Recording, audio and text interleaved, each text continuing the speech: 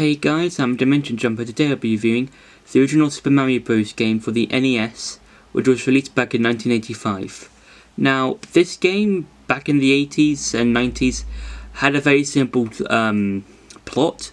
That being, in the game, you play as Mario, who basically has to save Princess Peach from Bowser, and you basically go through a bunch of different levels throughout 8 different worlds.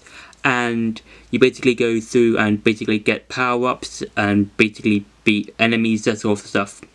And I think this game is quite interesting and quite cool in terms of how you play the game, because this game has basically kind of like paved the way for the Mario games, and how some of the elements from that game has been in some of the other Mario games. So you've got the power-ups, you've got Bowser as being a boss, you've got all the different worlds that you can visit and see. So you've got, like, your normal sort of like Mushroom Kingdom world, that being like, just green paths, all normal, nothing really that chaotic. Then you've got the other worlds like Ice World, and you've got the Fiery World, those kinds of ones where there's a lot more things you have to like try and figure out how to do each level, like if you have to avoid like fire blasts, like harder enemies that might have like projectiles or that sort of stuff, and also have to figure out how the course is in those kinds of levels, where if it's like an ice level, you have to figure out how to get past like a specific slippery like point of the path, like if you're going across ice or something like that. So yeah, and what I enjoy about this game is that you can basically it's basically a simple platform, and I think that's a really cool thing, because it's like it kind of helps you with like how to play the game. And even in the beginning, in the very first level, like the very first bit, the iconic beginning, that's basically a tutorial all in itself, because you've got you've got the Goomba, and you've got the block, and that's basically a tutorial in itself, because if you hit the Goomba, you'll die. If you hit the block, then you'll see the mushroom coming out, and then if you get the mushroom, you'll grow big. So that means the mushrooms are good, the Goombas are not. So I feel like the beginning part on the very first level is a good sort of tutorial of how to help the player move on throughout the game and how certain things work. And I've got to say though, I do like the graphics. I think the 8-bit Mario and all the other 8-bit stuff are quite interesting and quite unique, because they were even used in Mario Odyssey, where in that game you can go into certain parts of each kingdom and as 8-bit Mario and just collect like moons or coins in a specific region, and you can even become 8-bit Bowser at the very end of the level, or towards the very end of the game when you're going out of the moon section. So yeah, and I do enjoy this. I think the 8-bit, even though the 8-bit's graphics aren't as good as like newer Mario games like the Galaxy games and Mario Odyssey, I feel like for that time, the Mario graphics for the original Mario Bros. are quite nice, and sort of like pulls you in, sort of, because they're kind of like flashy, sort of colourful kind of graphics, and I feel like these things kind of like help sell the game that much more. And now I'm going to show you some gameplay of the game. So this game is quite cool in terms of how you play, because it's like it basically shows you how to like play the game in a sense. And also one of the things that like you can't do in this game that you could do in like newer games like Galaxy 1, Galaxy 2 and Odyssey, is that you can't really go backwards. So as you can see, I'm trying to go backwards, but I can't. And whereas like if you play Mario Odyssey, let's say, you're able to like go to like all the parts of each world and just like do the stuff you can do there. And also if you press the X button, that makes you go faster. And and you can like get hit and stuff like that, and yeah. And in this game, I feel like you have to really think about where you're going to land, Because if you look in like Mario Galaxy, Mario Odyssey, those sort of games, you really have to like. The thing is, like, you have more sense of awareness in those games because you know where you're going to land. Where if you look at this game, you have to like kind of guess where you're going to land in a sense, because you don't really have that 3D awareness in terms of in this game that you have in like the newer games. And I quite like the Fire Flower power up in this game in terms of like how it changes Mario's clothes, because like this is like a sort of stable point to the other Mario games. And yeah, there's like, I feel like the levels in this game are quite short, because I feel like if you look at like games like the Mario Bros for the DS, those levels I feel like are a bit longer, and yeah, I feel like these ones are a bit short, and I feel like if I kind of wish they had like a bit more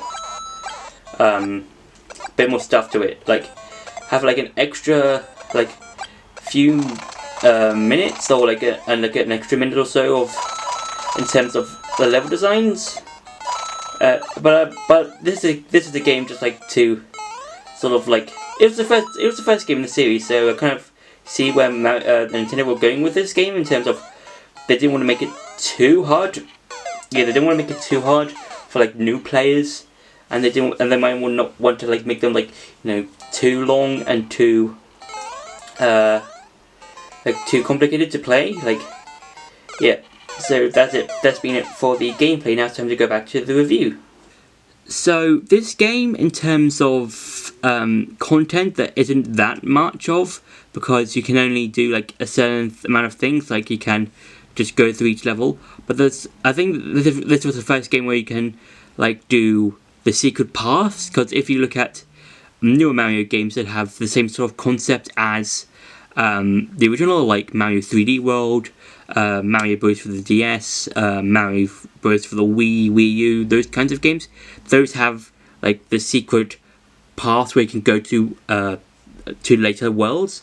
This one was the first one to do that, because if you go to, I think, World 1 Level 2, and if you go past the pipe which makes you go up towards the original flagpole of that level, you can basically choose one of 3 pipes that make you go to one of the later worlds, and that's kind of like a good way to like a good secret, because then you can like see like which worlds you want to go to, and also a good way to speed run the game, because I think that speedrunners, when they speedrun Mario for the NES, they use that secret that secret area to like go to like, I think, either world 6 or 7. I'm not sure. It's either like 5, 6 or 7 that they can warp to, and they can basically warp to one of those worlds and then go and do those levels, and then go to the final world where you basically beat Bowser.